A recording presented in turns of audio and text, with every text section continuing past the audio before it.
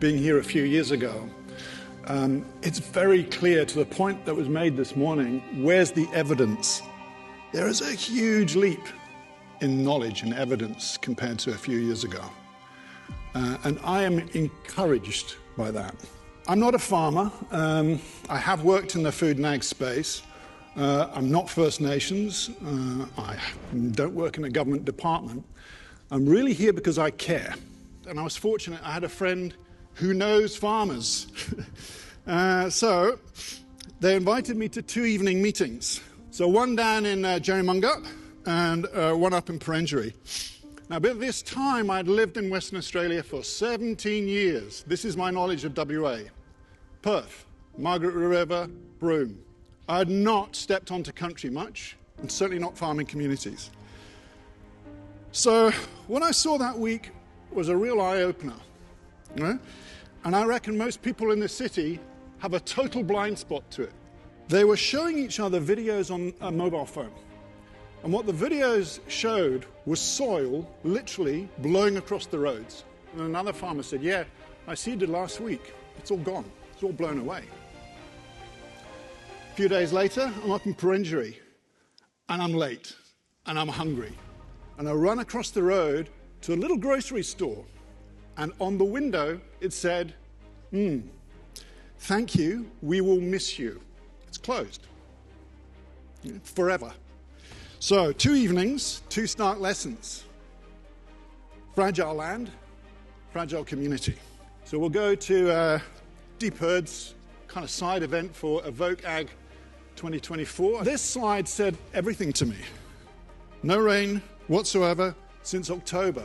I was asked to join an initiative called the Restoration Impact Framework.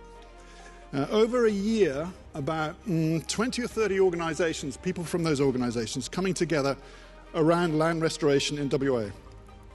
And at first, people didn't really know each other. But by the 4th workshop, they did.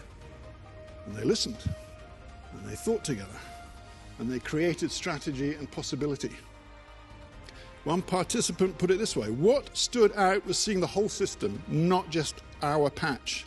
Another, I came in with the organization's priorities. I left respecting how much we need each other. But right now, this group has developed, got to know each other, and I saw empowerment. I saw the seeds of a team for transformation in WA. Right now, that is on pause. I believe in WA we can do this, and I'm more encouraged by this morning. And here's an example. It's a coal town, Collie. Here is the previous Premier, Mark McGowan, announcing in 2022 the end of coal generation in Collie by 2029. Workers, unions, employers, locals, well, they sat round a table, and the government was present, but not in charge. Collie secured investment, community development, industries. That transition is now cited as a worldwide case study, hence the book in the corner there. And I found this story in this book in Boffins town. I had no idea Collie was in the book. It's by a guy called Michael Sheldrick. Does anyone know who Michael Sheldrick is? Mick grew up here. He's Young West Australian of the Year in 2013. He co-founded Global Citizen. He resides in New York. Global Citizen has mobilized millions worldwide and raised about $40 billion US to tackle poverty and climate change.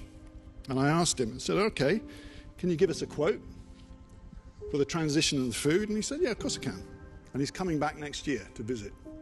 Impact happens when communities work together, even with people they don't always agree with. Collie proved this. Now, Western Australia can lead the way in food system transitions, but only if we act while the window is still open. Real change happens if there are 2 ingredients. 1, if there is a group with us. I'm not alone. And that group has capability and direction. I think we have that. The second is the reason is important enough. For me, living in Perth, the reason's food. Okay? South Australia floods washed out more than 300 kilometres of the largest single railway line on the world. That carries our food and our supplies. 80% of what we see in supermarkets in this city comes across that railway line.